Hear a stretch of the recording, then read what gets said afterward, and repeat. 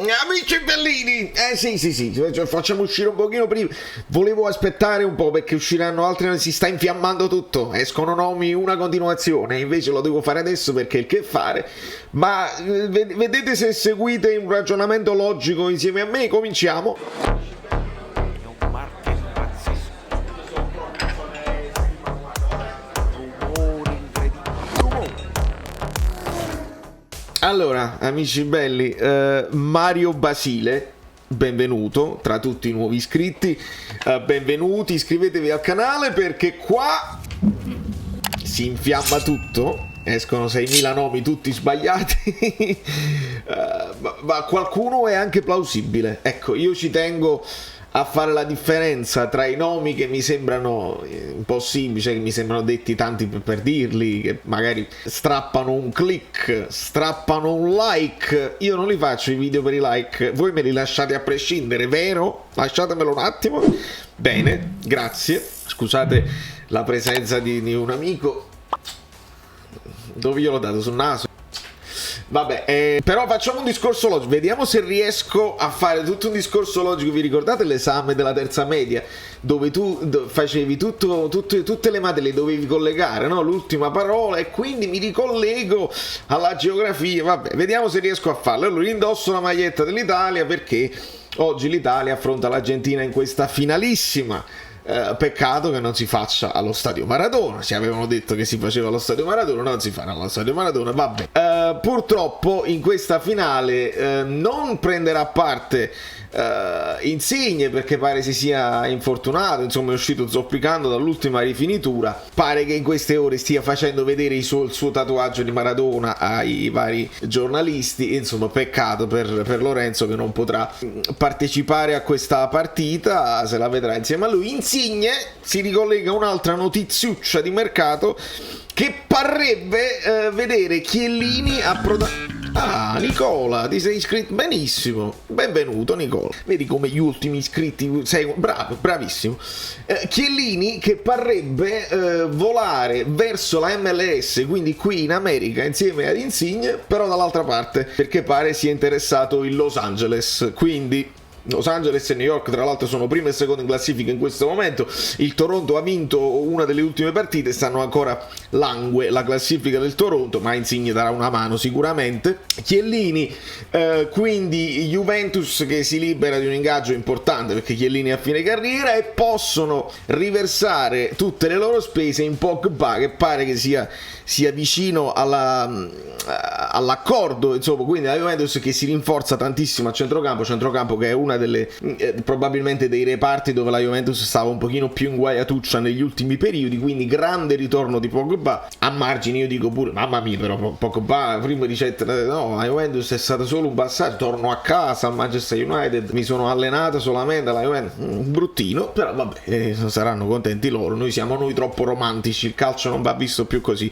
Quindi Pogba centrocampista, il centrocampo, ed esce un nome per il centrocampo del Napoli. Quando esce un nome per il centrocampo io mi preoccupo un pochino, visto che il nome è plausibile, perché si parla di Svanberg del Bologna. Visto che il nome è plausibile io mi preoccupo un pochino, perché visto che a centrocampo siamo abbastanza completi numericamente, se si fa questo nome io mi devo preoccupare per qualcuno del Napoli, perché partiamo dall'assunto, che credo ci abbia confermato anche De Laurentiis con le sue dichiarazioni, lo ha confermato anche Spalletti, insomma si compra quando esce qualcuno, perché dobbiamo abbassare gli ingaggi, non li possiamo alzare, e quindi andare in un sovrannumero non è pensabile. Se dovesse arrivare effettivamente Svanberg dobbiamo pensare chi è papabile per l'uscita. È chiaro che, visto la situazione contrattuale, visto che aspettiamo ancora la risposta di Fabian, la paura è che esca Fabian, ma se esce Fabian non può entrare Svanberg, le caratteristiche sono troppo diverse. Resterebbe come regia il Napoli solamente con Lobot, che è al massimo un adattamento di Demme. Non sappiamo se dopo questa stagione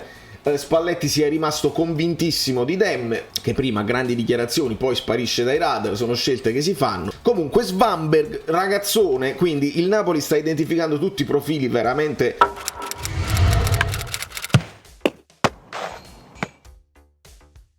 importanti, insomma, questo 23 anni, svedese, 1,85, un centrocampista di fisicità, e quindi voglio sperare, visto che il nome è plausibile, visto che si è fatto anche gli altri anni, che magari possa essere al posto di Dem e non al posto di un Fabian e di uno Zelinski. Svedese Svanberg, norvegese, l'altro nome plausibilissimo per il Napoli che è Ostigard, se ne è parlato già ieri nella live che abbiamo fatto, tra l'altro ci dissociamo da certe parole, da certi atteggiamenti, ma questo è un altro paio di maniche. Ostigard, quindi non svedese, norvegese, 22 anni, anche lui sagittario come me, 1,84, non Bologna ma Genoa, sempre rossoblusiano. Vedi come tutto il ragionamento deve filare così, e in questo caso io non posso mettermi paura che l'acquisto di Ostigard o l'interessamento per Ostigard possa significare che se ne va Koulibaly, perché il Napoli deve riempire la casella, la scatola della partita, deve riempire la casella del quarto difensore che non c'è, e in questo caso se il Napoli sta facendo, ma ci arriviamo, non vi preoccupate, se il Napoli sta facendo, e dobbiamo ammettere, dobbiamo riconoscere anche le cose buone che fa il Napoli, mica siamo solamente qui a criticare, assolutamente, se questo è il nuovo Napoli in velocità che cerca di dare a Spalletti una squadra più completa possibile per lavorare e per essere pronti per inizio campionato, che qua si inizia subito, cioè subito ci sarà campionato e anche Champions, e quindi in questo caso visto che i prezzi sono contenuti, si parla di 3 milioni di che, potrebbe essere un'operazione plausibile, anche intelligente, poi bisogna vedere che effetto farà, però è un giocatore che viene dal Brighton, quindi dall'Inghilterra, è stato in prestito al Genoa, ha giocato una quindicina di partite di presenza, insomma ha fatto il suo impatto col campionato italiano, e quindi potrebbe essere un'operazione interessante. Qua non ce l'ho proprio un collegamento, però insomma dei nomi che si fanno, dei vari nomi, si insiste a parlare di Bernardeschi e di Deulofeu, qua mi preoccupa un pochino onestamente, perché se Bernardeschi potrebbe essere una figura ibrida che può giocare sia a destra, potrebbe essere adattato sotto punta, può giocare anche a sinistra, insomma si fa tutta la fascia, non c'è problema, però lì significa che qualcuno se ne sta uscendo. È chiaro che se mi venite a dire se ne va un as per esempio verso il Monza e arriva Bernardeschi, il Napoli, Bernardeschi, Politano da una parte, e torniamo al discorso dell'Italia, e dall'altra parte c'hai Lozano, Kvaratskhelia e magari Elmas che può tappare tutti i buchi, potrebbe essere un'idea. Diverso è se insieme al nome di Bernardeschi, che De Laurentiis ha trattato personalmente, poi ne ha parlato con Spalletti e non sappiamo se Spalletti effettivamente avalla l'acquisto e la scelta del giocatore per caratteristiche, si insiste su Deulofeu, sul rumors Deulofeu, e parlano già di cifre i giornali. Non aspettiamoci ragazzi smentite ufficiali da parte del Napoli. Napoli non può smentire tutto, certe cose escono e rimangono lettera morta, e poi scusate, fa un po' caldo, sono giornate caldissime di calciomercato. Ecco, Deulofeu, se il Napoli ha offerto 13 e l'Udinese ne vuole 25, siamo lontani. E voi dovete iscrivervi al canale Telegram. Vedi? Ma questo è il che fare che mi chiama. Facciamo in fretta. Quindi Deulofeu più sottopunta, gioca anche esterno, può giocare a sinistra, può giocare a destra. Se si tratta di Deulofeu, io ho paura per questo signore qua. Ecco perché si ricollega tutto. Signore qua che in nazionale ha preso il patentino di allenatore, ha preso l'attestato di allenatore come tanti altri giocatori del Belgio.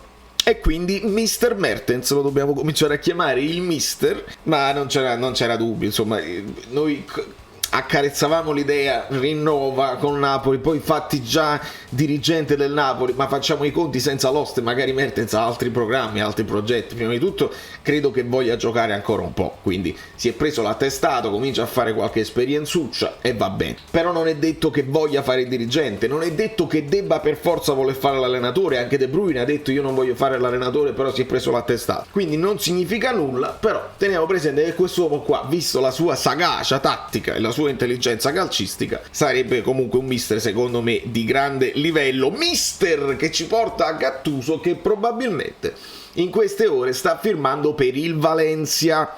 E qua io vi dico una cosa, la apriamo la parentesi e non la chiudiamo, da oggi, cioè a partire da domani, aspettiamoci rumors di calciomercato che vengono dalla Spagna.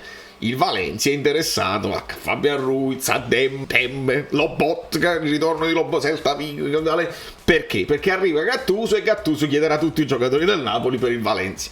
questi sono i rumor che usciranno, io ve li anticipo, quando esce voi mi scrivete, è uscita la cosa, lo sappiamo come funziona. Gattuso che si ricollega al Milan, vedete come fila il ragionamento, il Milan che in queste ore si sta delineando tutto questo passaggio, 1,3 miliardi sia stato speso così, poi i dettagli usciranno bene in questi giorni, pare che la metà comunque resti ad Elliott, altre cose sono prestiti, insomma ci interessa poco. Quello che è interessante è che comunque si parte dal rinnovo di Maldini, perché questa poi è la continuità.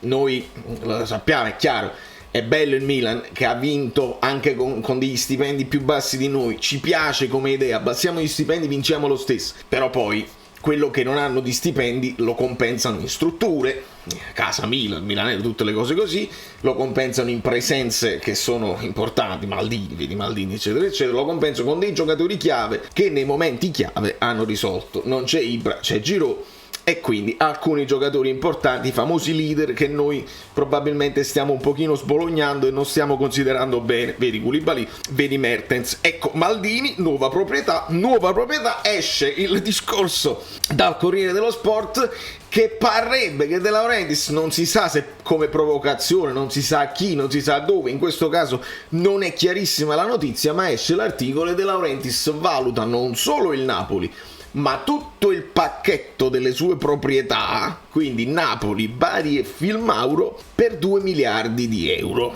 Qua poi si può discutere, voi mi potete dire, ma come si... cioè, io non lo so quanto può valere la Filmauro, però se il Milan vale 1,3 miliardi, io non credo che il Napoli valga 1,3 miliardi, ne varrà la metà. Più o meno, se non la metà vogliamo arrivare a 600, più o meno siamo là. Non penso che può valere più di 600-500 milioni perché non ci sono strutture, si parla solo di brand e di calciatori in questo momento al Napoli. Quindi quanto stai valutando Filmauro e Bari?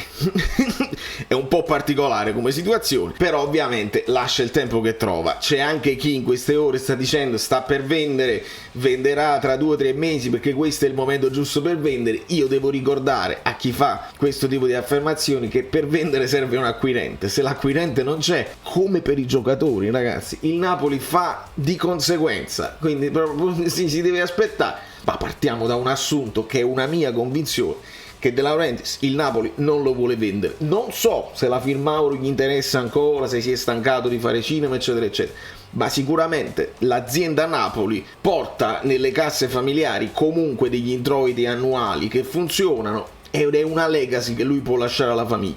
Arrivato ad una certa età, un signore qualunque, non parliamo di De Laurentiis, è chiaro che vuole lasciare agli eredi, alla famiglia, un qualcosa che poi, un'azienda che possono continuare eccetera eccetera. Poi sta agli eredi essere bravi a continuare il ben fatto, a saper fare di più e di meglio, a studiare, e quindi così le ho chiuse tutte le discorsi, ce l'ho fatta? Qualcosa sicuramente me la sarò dimenticato, qualche altro rumor, però se esce Pjanic io non ve ne parlo proprio perché non significa niente. Se esce Svanberg o Ostigard, ecco, probabilmente questi sono più plausibili. Resta sempre il dubbio dei portieri, che secondo me è un dubbio che va risolto al più presto. Ma in questi giorni, probabilmente entro una settimana, noi dobbiamo aspettarci risposte da Ospina, che comunque è stato pungolato per il rinnovo, risposte da Fabian, capire la situazione di Meret, perché non può essere pure se ne va Ospina e Meret dice sì ma io non ci voglio rimanere qua, e allora si parla di Sirigu, si parla di Vicario, non si è capito se l'Empoli ha effettivamente riscattato già dal Cagliari, perché Vicario è di proprietà del Cagliari, allora la coppia Vicario-Sirigu potrebbe avere un senso, uno giovane rampante e uno che fa da chioccia. Dobbiamo aspettare, è inutile dare giudizi in questo momento. Per la difesa onestamente io credo che se possiamo parlare del quarto, e non so quante offerte effettive arriveranno per Koulibaly in questo momento. Probabilmente squadre che se lo possono permettere possono anche permettersi di aspettare un anno, e quindi andiamo verso una possibile continuazione del contratto di Koulibaly per un anno, e finisce come Kessie, come Insigne, come Dybala, che non si arriva a un accordo per il rinnovo, gioca un ultimo anno magari da capitano uscente e continuiamo così. Su Mertens che però invece scade, lì la questione è diversa e aspettiamo notizie, perché il mister non lo so che cosa vuole fare. Si parla della Lazio, mentre noi sappiamo che le notizie che escono sono più o meno vere, eccetera, eccetera. Penso pure ai tifosi della Lazio che ogni volta che deve uscire un rumor per Sarri deve essere un ex giocatore che a Sarri ha allenato. Quindi adesso offerte per Zielinski, vuole Mertens, vuole Gulam, stanno pigliati già gli Usai, mo è arrivato Oliveira, pigliamoci Mario Rui. Sono discorsi così che ovviamente lasciano il tempo che trovano. Da New York Valerio Fluido è tutto, ma non è tutto, perché sapete che le cose così. Domani, se voi siete arrivati fino alla fine del video, sotto scrivete allora ci vediamo domani, hashtag allora ci vediamo domani, perché domani pensavo di fare una live. Che ne dite? Ciao, sono Saveria Solida. Se arriviamo a 15.000 iscritti su YouTube è una cosa di cortesia, ma secondo me dovreste seguirlo anche su Instagram, @ValerioFluido. Fa tutte queste cose credi. Sei iscritto pure a TikTok. Di più, dai, basta, sei cringe. Quante cose.